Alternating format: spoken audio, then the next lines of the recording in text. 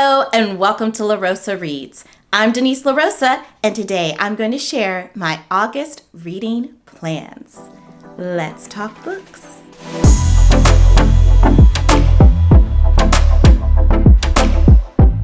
So here we are in August, and I'm like, what the heck happened to summer? Like, how did we get here?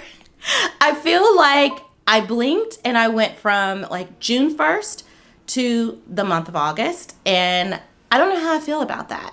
I'm not really into the summer weather. I'm a fall girl, but I also like the vibes of summer and that feeling of resting and relaxing and resetting and doing fun things indoors, outdoors. So I don't know. I have strong feelings about this, and I don't know why. But you did not join me to hear about my feelings about the summer weather and the summer vibes. You want to know what I'm up to as far as reading is concerned for August. This TBR is a little trimmer than I typically have my TBRs because I want to leave room for other options. There are a couple of new releases coming out in August that I hope to get my hands on. There's also a wonderful festival in Lewisburg, West Virginia, the Lewisburg Literary Festival, that has some wonderful authors featured, and I want to grab some of their books. So these are the 6 books that I definitely have on my list as hopefuls for August. So let's dive in. Keeping up with my goal of reading 12 classics by 12 Black authors is The Color Purple. I am a little embarrassed to say that I have never read this book. I have never watched the film in its entirety from beginning to end. I don't know what it is about The Color Purple that has prevented me from having that experience. I feel like I should have had that experience of watching and reading this wonderful story by Alice Walker, but I'm here now. And one of the reasons why I'm motivated to read this is, in addition to it serving the purpose of fulfilling my goal of reading 12 books, 12 classics by 12 Black authors, we have the musical and a film adaptation coming to us soon. So not only has this novel been adapted into the film, into the early 80s. Oh my gosh, what an iconic film starring Whoopi Goldberg, Oprah Winfrey. It has been a musical, and now it's going to be a musical on film. So I need to catch up and read this. I know what the story is about. I am familiar with the characters, those iconic, famous lines. I understand it, but I want to immerse myself in the story from beginning to end because who knows? Knowing me, I'm like one of those people who, whenever I listen to an album, I love the songs that aren't the popular songs. And I feel like for this book, for this novel, I'm going to love the lines and the moments that we don't really hear about. So I am excited to read The Color Purple. Jasmine Guillory is my romance go-to author, one of them, and I have to say, I finally read The Wedding Party, and you will be hearing more about that in the near future. But that is book 3 in the 6-book series, The Wedding Date. I so far have read books 1, 2, 3, and 4. Oh my gosh, I finally read them in order. So I'm here for book 5, Party of 2. I absolutely adore all of these characters and how Jasmine Guillory seamlessly interweaves their love stories. It's so delightful. These characters are so fun to return to. They are truly a part of what makes these books comfort reads for me. And now we're going to be exploring Olivia Munro's romantic journey. So Olivia Munro is Alexa's big sister. Alexa is the main female character in the Wedding Date book, the very first book in this series. And so now it's Olivia's turn to find love, and I am here for it. So Olivia is a lawyer who has a law firm in New York City. Her sister, Alexa, lives in the San Francisco area, and it sounds like, according to the synopsis, that Olivia is ready to return to the West Coast where she and her sister grew up and start a law firm in LA. So she meets a fine man at a local hotel bar, and he turns out to be a politician, and, you know, it's a romance novel. So we can only predict, and probably rightfully predict, what happens in the coming pages. Now, speaking of politician, I am finding that I am really into romance novels that have a politician as a main character, a love interest. I don't know what it is about mixing the politics in with the romance, but it's becoming my vibe because I read Ashley Winstead's books, Fool Me Once and The Boyfriend Candidate, and it was totally my vibe. So I like Olivia's character. She has been one that I've been curious to learn more about and read more about. And we've got a politician in the mix. I am super excited to read Party of Two. This is a book that has been on my shelves for a really long time. I just will be honest with you and tell you that I picked it up because it was a buy one, get one at Barnes & Noble over a year ago. I don't know. I mean, the title, 100 Other Girls, struck me as intriguing. The cover art was intriguing. I love the color purple. So all of those things drew me to the book. And I remember liking the synopsis, but I have no idea what the heck this book is about. So let's refresh my memory.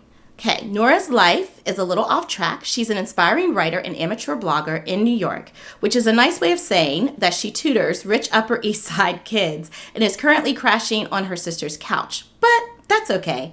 Nora has Layla, who has always been her rock, and now she has another major influence to lean on, Vinyl magazine. The pages of Vinyl practically raised Nora, teaching her everything from how to properly insert a tampon to which political ideology she subscribes to. I'm a little confused. Let's keep going. So when she lands a highly coveted job as assistant to Loretta James, Vinyl's iconic editor-in-chief, Nora can't believe her luck. Her only dream is to write for Vinyl, and now with her foot firmly in the door and the Loretta James as her mentor, Nora is finally on the right path, or so she thinks. Okay, so what does Layla have to do with anything? How are we tying this up? So Loretta is an unhinged nightmare, insecure and desperate to remain relevant in an ever-evolving media landscape she doesn't understand. Nora's phone buzzes constantly with Loretta's bizarre demands, particularly with tasks Loretta hopes will undermine the success of Vinyl's wonderkind digital director, Jade. Okay. The reality of Nora's job is nothing like she expected, and a misguided crush on the hot IT guy only threatens to complicate things even more. But as Loretta and the old school print team enter into a turf war with Jade and the woke for the wrong reasons digital team, Nora soon finds herself caught in the middle, and with her dream job on the line, she'll need to either choose a side or form her own. There is a lot going on there that didn't connect. Like, dots were not connecting for me in that synopsis, which makes me a little nervous. And there were like already a ton of characters introduced in the synopsis. I am nervous, but I'm going to give it a go. Wish me luck with 100 Girls. My dear friend, Katie, who definitely needs to come on La Rosa Reads because I mention her all the time, she gifted me this book, and the cover is just chef's kiss. We have Wildseed Witch. Own your magic. Look at this beautiful young queen on the cover, the colors, the title. I am super excited to dive into this book. I was thinking this might be an October read. I got really into reading thrillers, mysteries, I don't know, like very October, Halloweenish vibe books last year. That was my first time doing that, but I could not resist. I had to pick up this book before then because it was just calling my name. So Asani has just finished the 7th grade. She is entering her summer with a to-do list. She wants to expand her makeup YouTube channel and figure out how to get her parents back together. Aww. What she does not expect is that an emotional outburst will spark a latent magical ability within her, or that the magic would attract the attention of actual witches, Or that before she can say hashtag Black Girl Magic, she'd be shipped off to a fancy finishing school. Les Belles Demoiselles is a literal charm school, and here, generations of young ladies from old money witch families learn to harness their magic, and alumnae grow to become some of the most powerful women across industries, including politicians, philanthropists, CEOs, entrepreneurs, and even social media influencers. So needless to say, admission to the school is highly coveted, very exclusive, and Hassani feels like she doesn't fit in. Aww. So here there's a little bit more, but I like these two questions. Will Hassani find her place and learn to use her magic, or is she doomed to stick out like a weed in a rose bouquet? Oh my gosh, I think this is going to be really sweet and entertaining. I'm looking forward to reading Wildseed Witch. So my place of employment loves to give us required summer reading, and I am so happy that we do that because obviously I'm a book lover and I love my job. So you put those two things together and I am here for it. This summer, we all have to read this book by Lisa D'Amour, her latest book titled The Emotional Lives of Teenagers, Raising Connected, Capable, and Compassionate Adolescents. I am going to listen to this book via audiobook and also like to keep the hard copy because I might want to highlight and take notes. I tend to enjoy and absorb nonfiction when I'm listening to it. And so I just think that would be the best way for me to absorb and retain the information. I have a tween in my life, and I'm an educator who teaches and works with students in grades pre-K through 12. I think those teenage years are so fascinating in terms of development, and I want to learn more about how I can best support teenagers during that time, and I think this book will help me do just that. And the final book on my TBR for August is one that I picked up at one of my all-time favorite independent bookstores. It happens to be in Lewisburg, West Virginia, and it is called A New Chapter. This book that I picked up, I should have said my daughter, my youngest daughter, picked it up first because I just saw so many books and I got overwhelmed, and I thought, why not have my girls help me pick a book? And Natalie picked one that I had never seen or heard of before, but I knew it would be a good time. That book is My Magnolia Summer. I am not familiar with Victoria Benton Frank. I'm not familiar with this book, but the cover is amazing.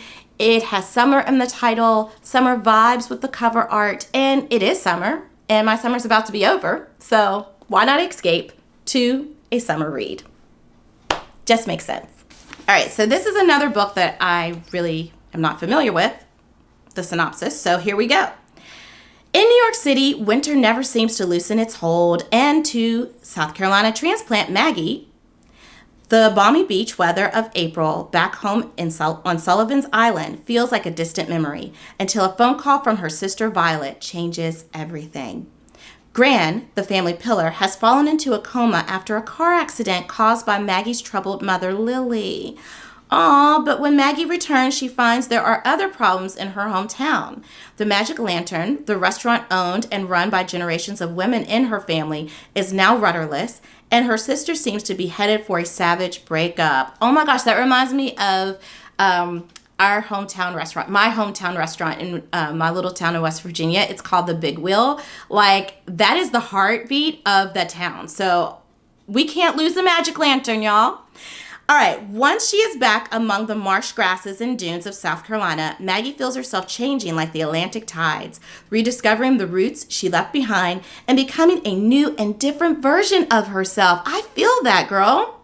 One who can see how a minor crash into the back of a very handsome farmer's truck may become fortuitous. Perhaps it's even fate. When the three generations of South Carolina women join forces, the treasured matriarch Gran, troubled Lily, impulsive Violet, and Maggie, anything is possible. Oh my gosh, this is so dear. And from one country girl to another, I am here for it. I'm so excited my daughter handed to me My Magnolia Summer. Okay, this is really interesting, you guys. I feel like I have quite, I don't want to say an eclectic mix, but quite a diverse range of genres, storylines, characters. We've got our classic, The Color Purple. We've got a nice romance with Party of Two. I don't know what we've got with 100 other girls, but we'll find out. We've got Wildseed Witch, a nice middle grade, fun, story. We've got a nonfiction here with The Emotional Lives of Teenagers. And we've got a beautiful women's literary fiction novel with My Magnolia Summer. I think we've got a winning month. What is your month shaping up to look like as far as reading is concerned? Let me know, and just chat with me about anything in those comments. I love hearing from you. And until next time, happy reading. Bye.